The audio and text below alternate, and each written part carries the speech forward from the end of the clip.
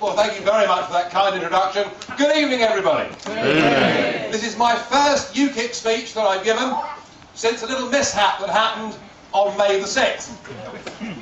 Now, contrary to popular belief, I am not a conspiracy theorist, and I do not believe that the accident was engineered by Herman Van Rompuy. I think it was one of those things that just happens in life. I managed to put UKIP on the front pages for the whole of election day, so I trust you're all going to thank me for that. And I suffered somewhat grievously, but I'm back in business. It may be the first UKIP speech, but I have done a couple of things. I've been back to Brussels.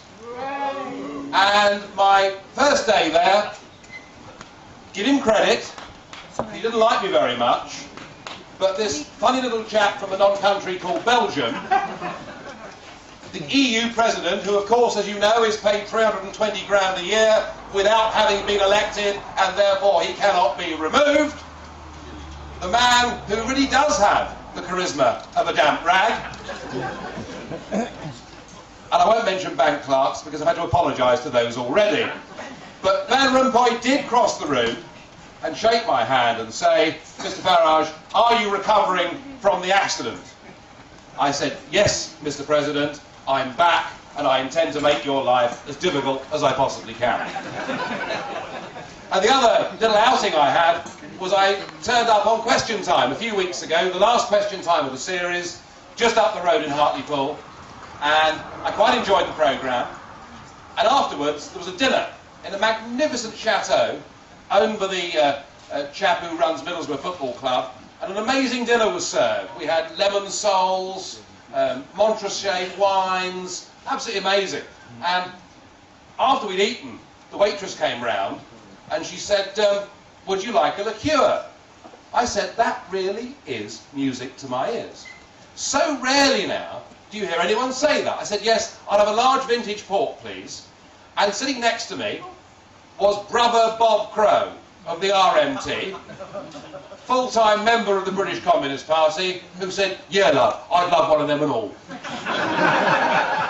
And I said, Bob, what would your members who drive the London Underground and drive the buses think of you? Sitting with me in a chateau, drinking large vintage port. He said, well, hopefully, Nigel, they're not going to find out, are they? And gave me quite a menacing look. So my advice to you is, if you do meet Bob Crow in a social environment, don't tell the gossip columns, otherwise you may well finish up beneath the underground. So I've had a couple of outings, and I've also had time to sit at home and watch the telly, because for the first 7 or 8 weeks I couldn't do very much. And some of you may remember that 3 or 4 years ago, I used to say that if you look at the leaders of the three so-called main parties, they look the same, and they sound the same. They have no major policy differences, and you literally cannot put a cigarette paper between them. I was saying that then, but my goodness me, with this coalition, isn't it true now? Yeah.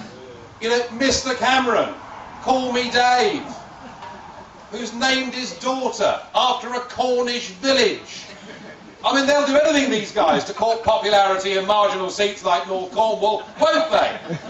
Mr. Cameron is loving this coalition because he's able to turn his back on every single promise he's ever made. We've now got Ken Clarke, the Justice Secretary, saying that shoplifters for minimal shoplifting offences will now not go to prison.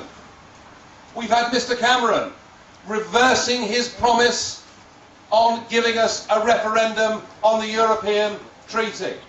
Every which way you look, we see British people having their liberties taken from them. We see our own people being shipped off to Greece and goodness knows where else, and this government couldn't give a damn.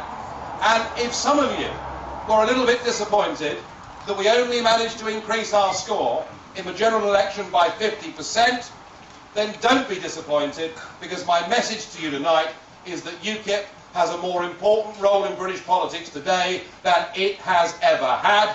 We are the opposition, and we are the only party that will stand up and fight for the ancient rights and liberties of the British people, and we will go in.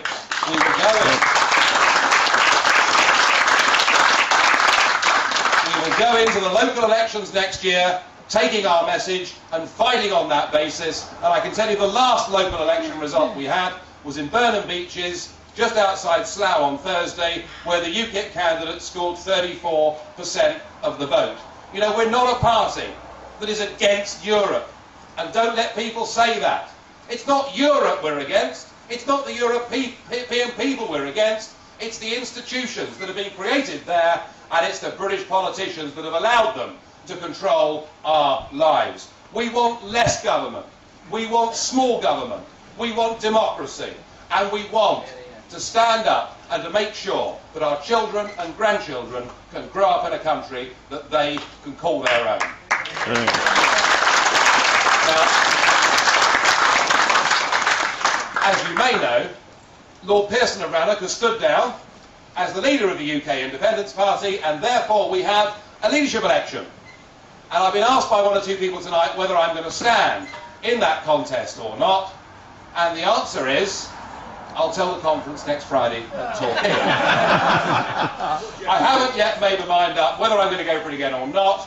We'll see. Whether I do or whether I don't, I'm absolutely committed to this party. And can I say that to Godfrey, to Jane, to everybody that's involved with the Yorkshire and North Lincolnshire group of UKIP, that coming here this evening and meeting, I haven't met you all yet, but of those I've met so far, how encouraging it is for me to see a really sensible, down-to-earth, hard-working group of people who are absolutely committed to the same principles that I've fought for all these years. We will take this party much, much further forward, but we must do so remembering that however serious our cause is, we need to have a bit of fun as well. And it looks like tonight we're going to have a lot of fun. So thank you very much indeed.